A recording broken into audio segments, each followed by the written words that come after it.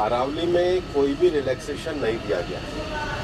पहली बात, अरावली भारत के 4 राज्यों में है, दिल्ली, हरियाणा, राजस्थान, हरियाणा और गुजरात। टोटल अरावली 39 डिस्ट्रिक्ट्स में है। अरावली की पिटीशन 1985 से चल रही है। इस पिटीशन में चलने के बाद अरावली में माइनिंग के स्ट्रिक्ट नियम होने चाहिए, इसके हम भी पूरी तरीके से समर्थन करते हैं। सुप्रीम कोर्ट ने चारों राज्यों को कहा कि अरावली की सेम डेफिनेशन होनी चाहिए। सेम डेफिनेशन में 100 मीटर को, जो कि 1968 का जो जियोलॉजी का स्टडी है रिचर्ड मॉर्फी, उसके कारण कुछ यूट्यूब चैनल ने और कुछ लोगों ने एक कंफ्यूजन खड़ा कर दिया कि 100 मीटर का अर्थ होगा टॉप के 100 मीटर। ऐसा नहीं है। उसका जो बेस स्ट्रक्चर है, जो पर्वत का बेस स्ट्रक्चर है, अगर वो जमीन के अंदर भी 20 मीटर है, वहां से लेके 100 मीटर तक प्रोटेक्शन है। तो जो 100 मीटर का प्रोटेक्शन है, जो लोगों ने कंफ्यूजन करा है कि मतलब ऊपर का 100 मीटर है, नीचे खुदाई कर सकेंगे, वो नहीं। मैं आपको फिर क्लियर कर रहा हूँ। 100 मीटर का अर्थ है टॉप 100 मीटर से बॉटम के अंदर तक जो उसका पूरा फैलाव है।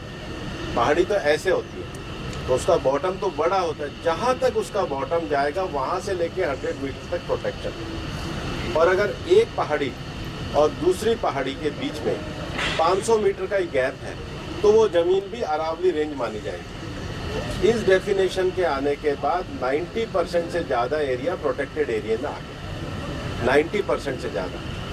मेरा ये स्टेटमेंट लिख लीजिए, टोटल अरावली का एरिया 1,47,000 स्क्वायर किलोमीटर है। इसके बाद केवल अभी की जो मेरे पास 39 डिस्ट्रिक्ट है, केवल 217 किलोमीटर, मतलब 2% में ही माइनिंग हो सकती है, और वो भी हर तरीके से नहीं हो सकती। उसके लिए भी सुप्रीम कोर्ट ने डायरेक्शन दिया है कि आपने जैसे सारंडा और झारखंड में एक पूरा पहले माइनिंग प्लान बनाया है, वो प्लान तैयार करिए। वो प्लान तैयार करने के बाद भी ICFR जो इंस्टीट्यूशन है उसकी परमिशन होगी, उसके बाद ही परमिशन मिलेगी। दिल्ली में कोई भी माइनिंग अलाउ ही नहीं है, ना होगी। मैं फिर दोहरा रहा हूँ, दिल्ली की अरावली हिल्स में माइंस पूरी तरीके से बैन है।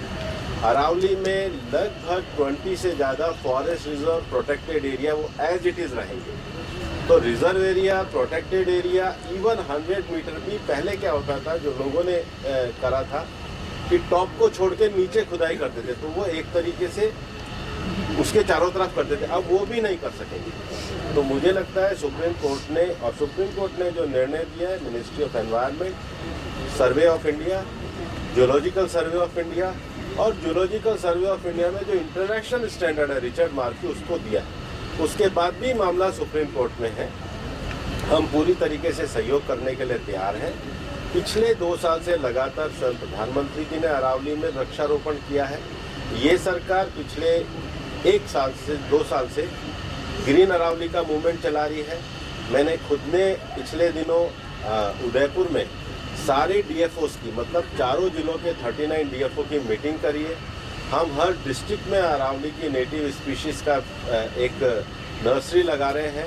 हम ग्रीन अरावली के लिए प्रतिबद्ध हैं। ये एक झूठ फैलाया जा रहा है। और सबसे बड़ी बात है कि ये जो रिपोर्ट है, ये 2006 से राजस्थान में ऑलरेडी लागू है। इसमें कुछ भी एडिशन नहीं किया गया, बल्कि अरावली के टॉप से लेके और ज़मीन तक, मतलब ज़मीन से पूरा ऊपर 100 जो स्ट्रक्चर है, वो सारा प्रोटेक्टेड की श्रेणी में आता है।